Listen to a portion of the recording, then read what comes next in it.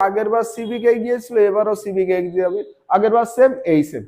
কিন্তু একবারও কি তারা ভেবেছে প্রত্যেকটা সিভিকের যদি অ্যাভারেজ এজ হিসাব করা হয়, প্রত্যেকটা সিভিকের অ্যাভারেজ এজ কত?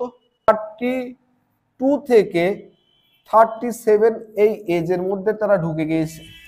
এই এজে ওদের জন্য তো রান তো সেই 1600 মিটার। সিভিকদের কাট আপ জেনারেল স্টুডেন্টের কাট আপের সাথে সেম লাইনে যাবে এটা কখনো ভেবো না। ওখানে কিন্তু সিভিকরা প্রচুর পরিমাণে মাঠ ফেল করে আসবে। একমত হতে পারবে না, সহমত হবে না, এতটা গ্যাপ যাবে না। আরে বাবা ইয়েস ফ্যাক্টর আগের 2020 তার মানে 2022-এর নিয়েছিল 20-র ব্যাচটা, তো তখন ওদের বয়স 2022 আর এখন কত 26, তার মানে 4 বছরের গ্যাপ। এই যে 4 বছর, 4টে বছর, এই 4টে বছর মানে বোঝো যার বর্তমানে দেখা যাচ্ছে 33 বছর বয়স, 4 বছর আগে সে ছিল 29 বছর, সে রান করার ক্ষমতা, একটা শারীরিক ক্ষমতা, আর এখন তার শারীরিক ক্ষমতা সেম হতে পারে? কখনোই না। ওই জন্য সিভিকদের মাঠে একটা হিউজ পরিমাণে ফেল করবে।